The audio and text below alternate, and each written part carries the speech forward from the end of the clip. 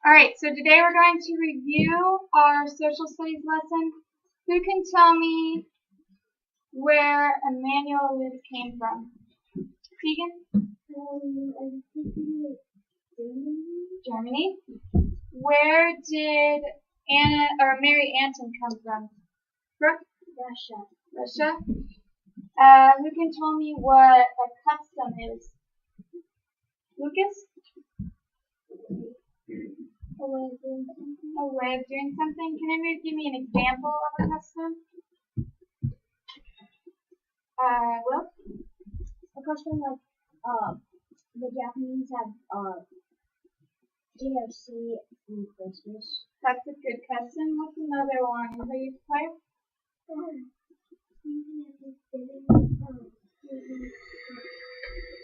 Chicken or turkey, or each of our families might have a different custom because it's a different way of where we came from. What about our ancestors? What does that mean? Sheridan? Someone who's related to you. Someone that's related to you.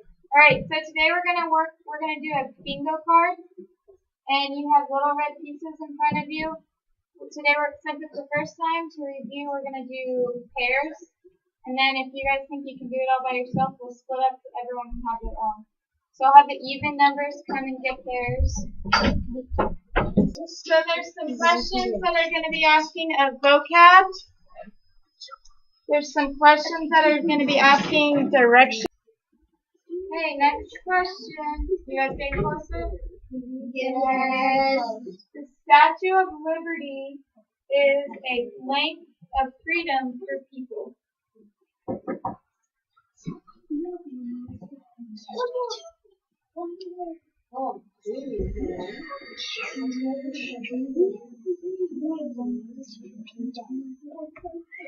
Alright, Taryn, what do you think the answer is? Symbol. The Statue of Liberty is a symbol of freedom for people. For some people.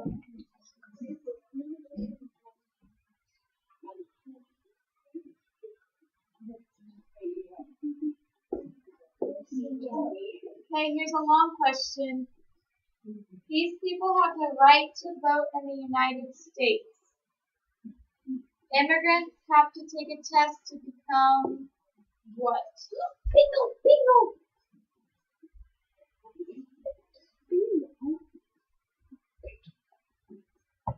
Okay. What is the answer, Houston? Okay, citizen. If I was, we're back to the map, so if I was at the house and I wanted to go towards the swing set, or go towards the path, yeah, we'll do the swing set. What direction would I need to travel? If I was at the house and wanted to go to the swing set,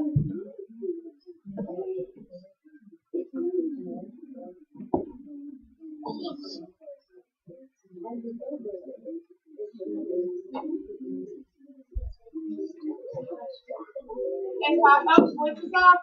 I'm going to repeat the question one more time.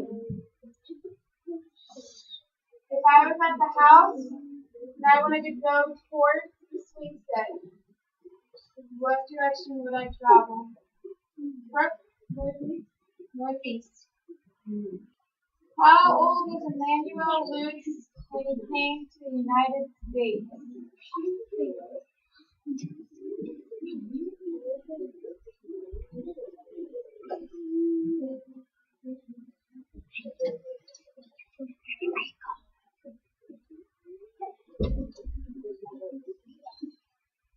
Giselle?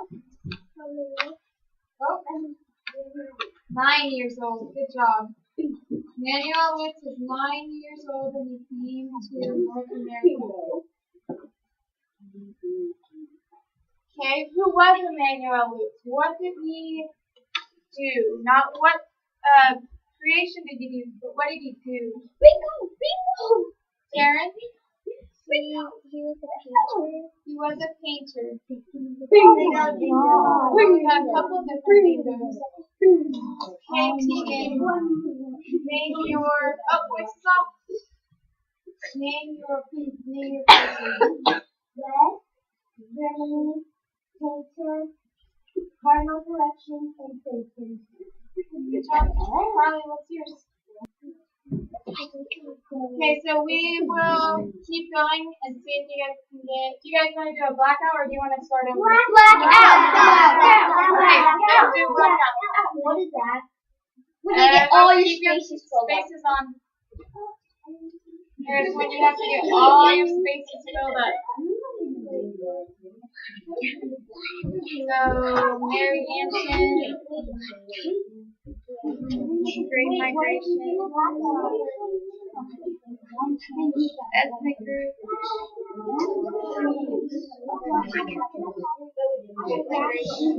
no, we never did. No, we did. West, Germany, Symbol, voices off, cardinal direction,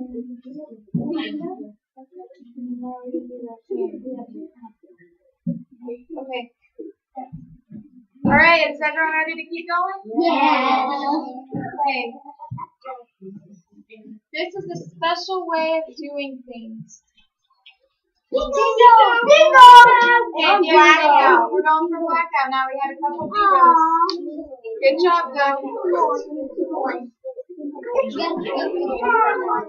Okay, we can stop playing this if you want. We can just go over the worksheets. Alright, what's the answer? Esperanza. Customs. Alright, if I was at this bush, but wanted to go to the house, what direction would I need to go? If I was at this bush and I wanted to go up to the house, what direction would I go? We're not going for bingos anymore. Push stop. Eyes up here. Eyes up here. 5, 4, 3, 2. We're not doing bingo, so you don't need to shout it out. We're doing a blackout. Okay. What direction do I need to go from this bush to the house? Here? Southwest. Good job.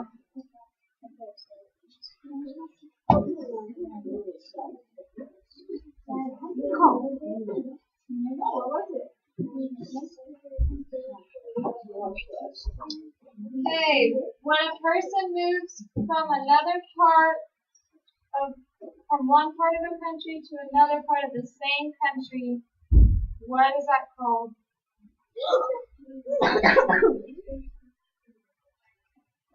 Karen?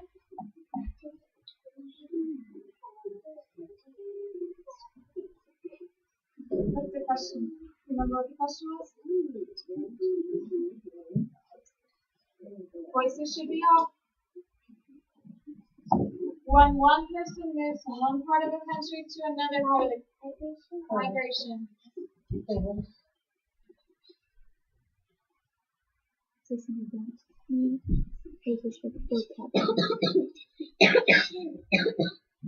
Many African Americans moved from small farms to North America. Yes. Your ancestors?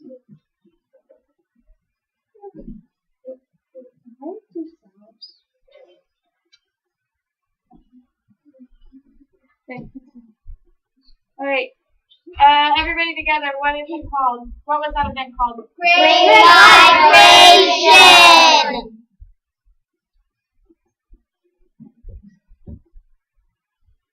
Great Migration. All right. Why did immigrants move to America? Put your hands down. What did they move here for?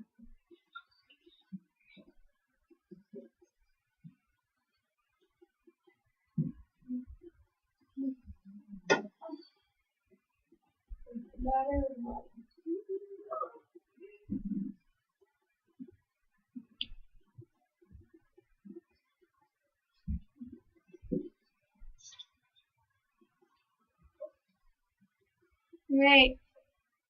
These people have the right to vote in the United States. As Easton said, they're an official what to the United States? They're an official member of the United States.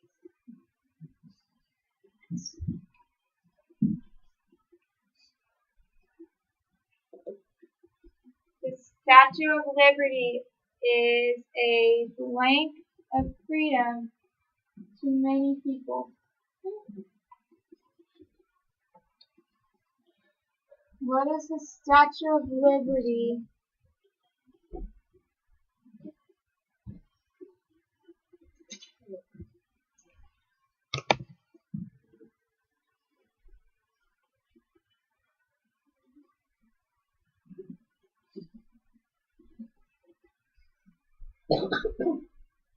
Southwest.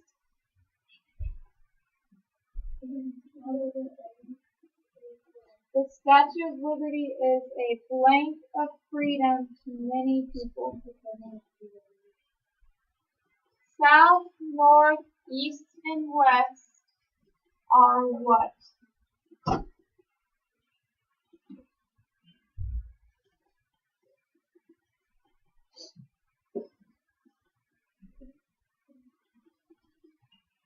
The patio table is what direction from this tree? The patio table is what direction from that tree?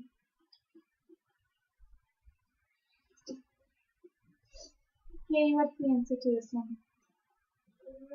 North. Make sure you pay attention. You're traveling to or you're traveling from. It's going to make a big difference in your answer. Mary Anton was a famous what?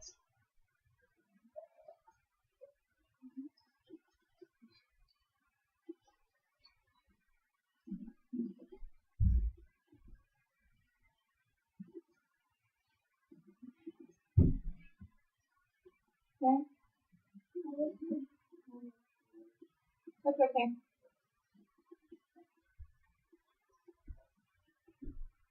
Alright. What was the title of Mary Anton's famous book?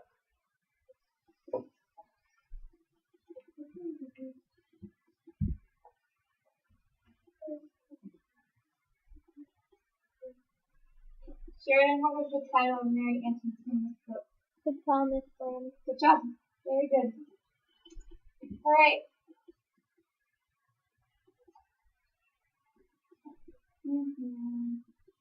This famous immigrant came from Germany and painted Washington crosses the Delaware.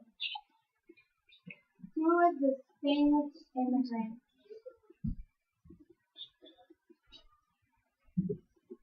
And once you get a finger, I want you to quietly raise your hand. If you make a peep out of your mouth, I won't call any ghosts.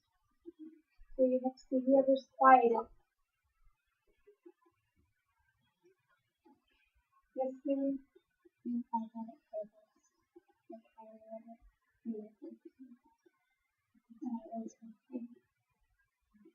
Alright, relatives that lived long ago are called what?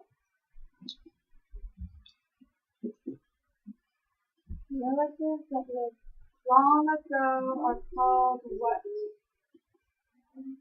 Giselle? Nope.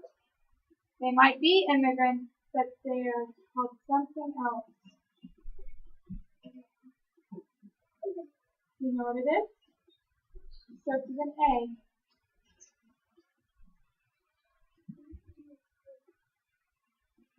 Can you sound it out? We've said it today before.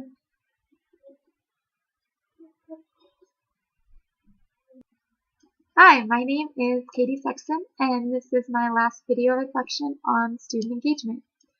Today we did a video reflection on, I recorded a video of the students playing a review bingo. We had finished the unit on a Friday, and we had school-wide assessments that next Monday through Wednesday. So I had to postpone the tests a little bit till Thursday to ensure that the students would be able to actually remember this content rather than being tired and sleepy from testing all week. So instead of doing regular book review or doing more work or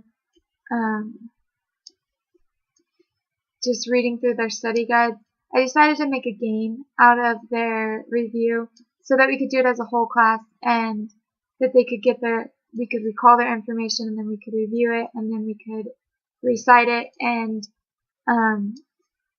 just do a couple different activities but still keep it focused around learning.